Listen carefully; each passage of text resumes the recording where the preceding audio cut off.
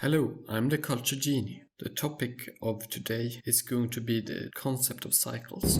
Cycles are here defined as a regularly repeated pattern in the same order. Cycles as a concept in cultures and in the humanities as a whole owes their existence to what we can see in nature. Indeed, we can see it every year in how winter turns to spring, that in turn turns to summer, that in turn turns to autumn, and to winter again in a repeating cycle. Death and decay gives fertile soil to life, that in turn dies and decays in order to become soil again for new life. Day becomes night, that turns into day again. The moon waxes and wanes. You have the ebb and flow of water. These are the sources of much inspiration for both good and ill of cyclical thinking that occurs in many sorts of societal and cultural phenomena. The wheel of life is ever turning, and we are a part of it. Since cycles are so present in nature, it should come as no surprise that they are also highly present in religion. Indeed, religions have utilized cycles extensively, especially in the Indo-european traditions of the ancient polytheistic pagan religions. Cycles are a very prominent feature of religious thought in both the Eastern and Western traditions of Indo-European religions. This is probably due to a shared Indo-European cultural origin. But there are actually some significant differences between them. This has to do with the nature of the cycles. In the Western tradition, cycles are good and trying to break them is usually impossible as they are a product of fate, and thus something that stands above even the gods. There are several examples of cycles in the Indo-European mythologies, but a very clear example of this cyclical thinking is the Greek gods, with their 3 generations. In it we have 3 generations, where the latest generations always replace the previous generation. The Protogenoi, I hope I pronounced it right, were the first gods. They were replaced by the Titanes, or the Titans, and the Titans were replaced by the Olympioi, or the Olympians, or the classical Greek gods as we usually think of them. Here we have 3 generations of gods, all replacing each other in a cycle of the younger generation replacing the old, which is also connectable to, what happens in nature with old generations giving way to newer generations. And in every case, the gods of the previous generations try to stop this replacement, but they fail. There are also some indications that you could almost see humanity as the 4th generation in Greek mythology, but I will not go into detail into this in this video. Recurrences and cycles are also highly present in Celtic mythology, though I'm not as familiar with it, so I will not mention it in detail in this video. There exists an idea about cyclical patterns of invasions, of old being replaced by new, similar way to Greek mythology. However, in all of these cases, cycles are almost seen as something positive, as something that should be. It's actually kind of frowned upon when someone tries to escape fate in these cycles. In the Eastern Indo-European traditions, we have almost the opposite view, with reincarnation and the concept of samsara, i.e. the cycle of rebirth and the goal of trying to avoid it through moksha, which is to get out of the cycle, i.e. this cycle is something negative, to avoid, to try to get out of, which is the opposite view. So here we have 2 examples of cyclical thinking that differ widely in their view about cycles being good or bad.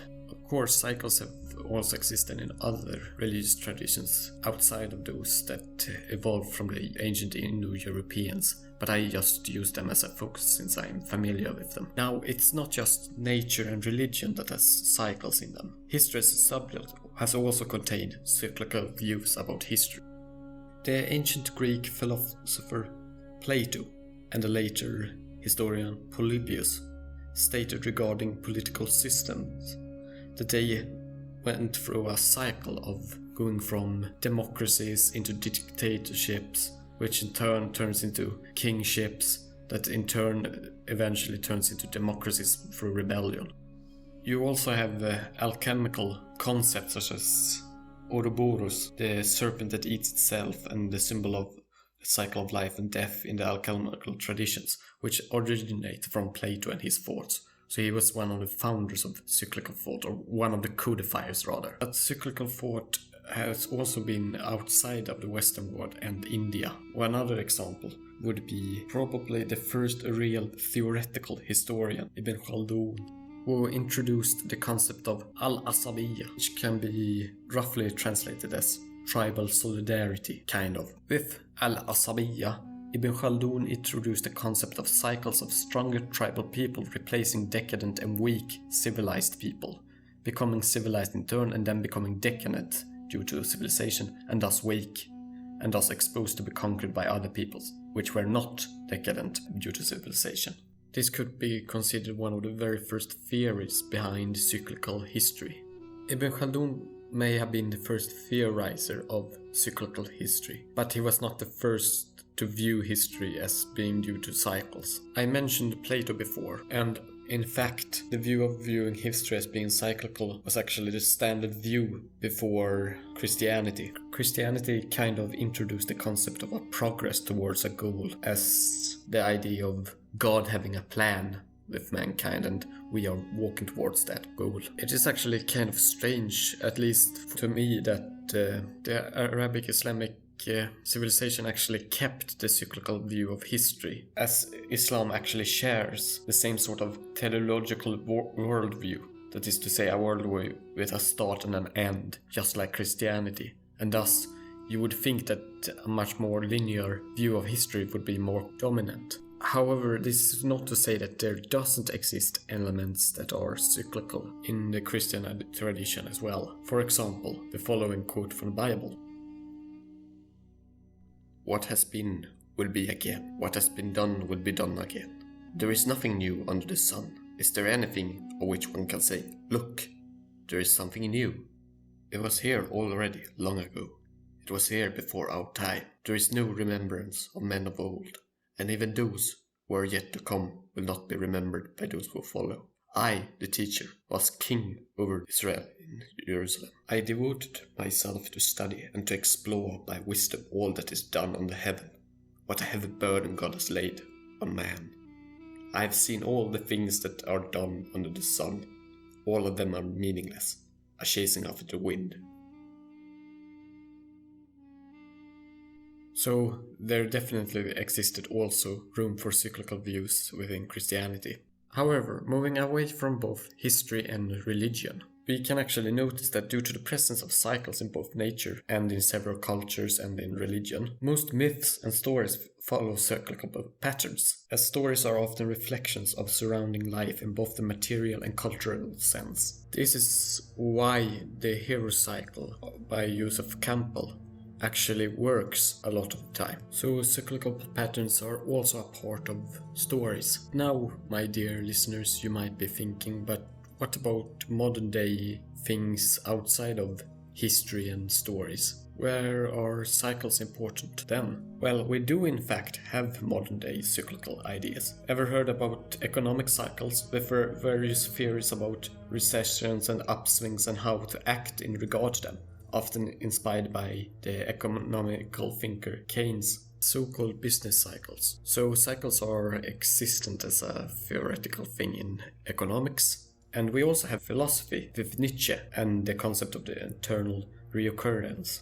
Friedrich Nietzsche formulated an idea that life is an eternal cycle of repeating life as a thought experiment, and he argued about certain implications to us for living a good life and what a good life is. So cycles are even present in relatively recent philosophy. Cycles are also present a lot in video games as a thematic part of their stories. As you, my dear listeners, can see, cycles as a concept are important and reoccurring in many subjects of the humanities. And this is not strange after all. Humans are creatures endowed with the ability to recognize patterns, especially when they are repeating. And so cycles become a natural part of how we understand the world. Hopefully this brief overview about patterns has been entertaining and interesting for you, my dear listeners and viewers.